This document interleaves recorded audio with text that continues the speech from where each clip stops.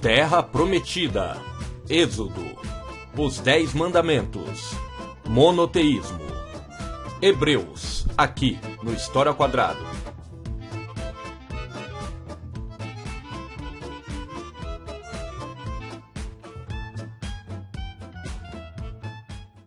E o tema do vídeo é o povo hebreu. Os hebreus aqui, vou fazer a referência à estrela de Davi, uma importante parte da história do povo hebreu.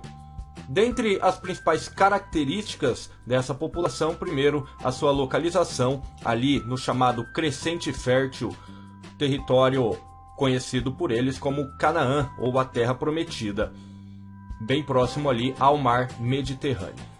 Quanto ao governo, se constituíram principalmente como uma monarquia, ou seja, você tem um rei, um poder centralizado, mas que foi baseado na união das 12 tribos de Israel.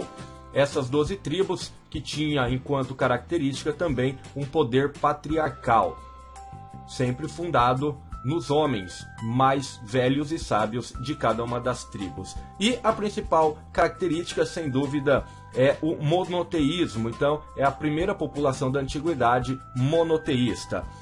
Vamos falar um pouquinho sobre a história dos hebreus, eles que têm a sua origem ali em Canaã, a chamada Terra Prometida, bem pertinho, bem entre os mesopotâmicos e os egípcios. No entanto, esta terra prometida muito fértil vai passar por um período de seca, um período bastante difícil em que chegará a fome até os moradores de Canaã.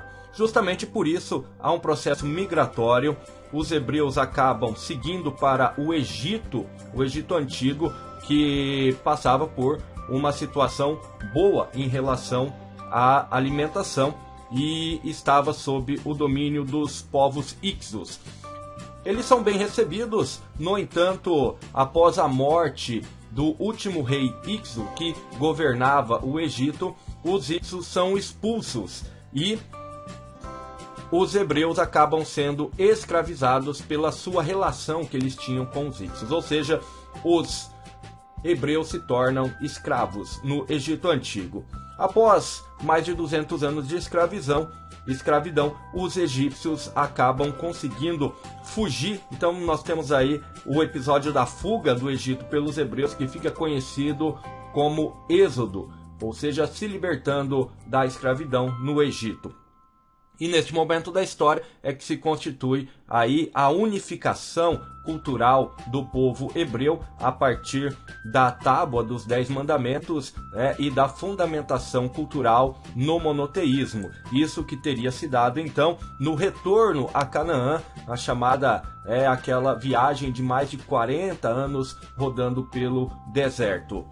Até que eles chegam então em Canaã, na sua terra prometida. No entanto, quando eles chegam, essa terra está ocupada pelos filisteus.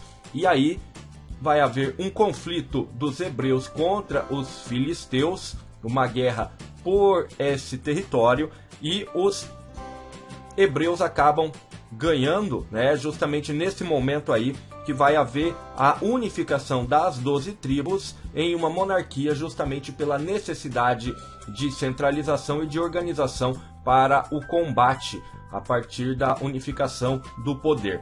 Graças a essa unificação, eles acabam reconquistando a terra de Canaã, expulsando os filisteus. Então, eles são vitoriosos nesta batalha, retomando seu antigo território. E é neste momento aí que vai se dar a construção do Templo de Salomão. Lembrando que Salomão é um dos reis, foi um dos reis hebreus, Também tivemos Saulo e Davi.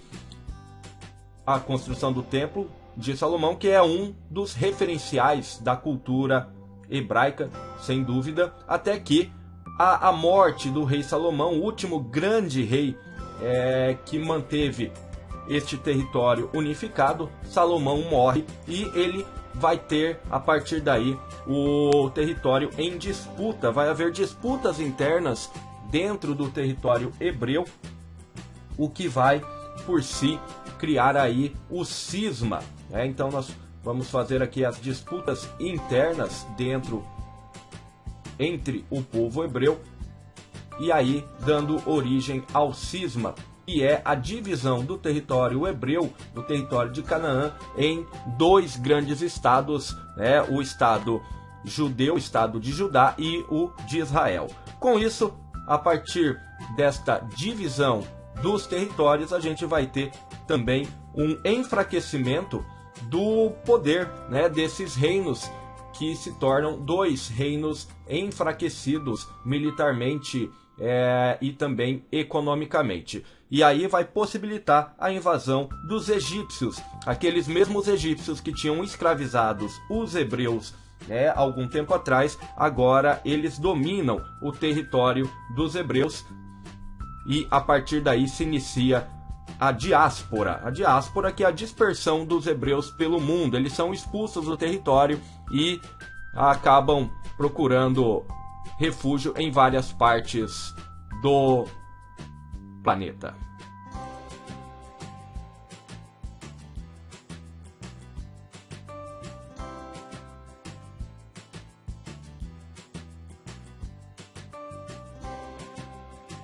E aí, gostou do vídeo?